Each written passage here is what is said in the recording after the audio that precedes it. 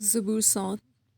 اے خداوند میرے خدا، میرا توکل تجھ پر ہے، سب پیچھا کرنے والوں سے مجھے بچا اور چھڑا۔ ایسا نہ ہو کہ وہ شیر ببر کی طرح میری جان کو پھاڑے، وہ اسے ٹکڑے ٹکڑے کر دے اور کوئی چھڑانے والا نہ ہو۔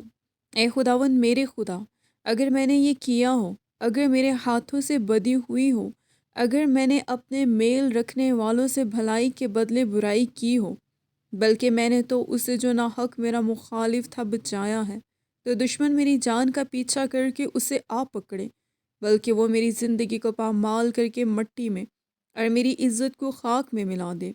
اے خداوند اپنے قہر میں اٹھ، میرے مخالفوں کے غضب کے مقابلہ میں تو کھڑا ہو جا اور میرے لیے جاگ۔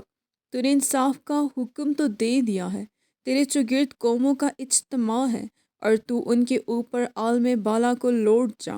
خداوند قوموں کا انصاف کرتا ہے۔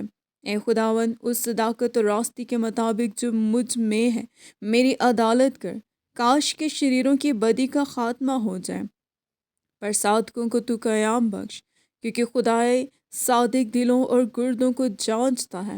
میری سپر خدا کے ہاتھ میں ہے جو راست دلوں کو بچاتا ہے۔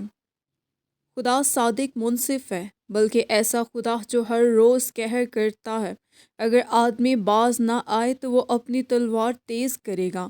اس نے اپنی کمان پر چلا چڑھا کر اسے تیار کر لیا ہے۔ اس نے اس کے لیے موت کے ہتھیار بھی تیار کیے ہیں۔ وہ اپنے تیروں کو آتشی بناتا ہے۔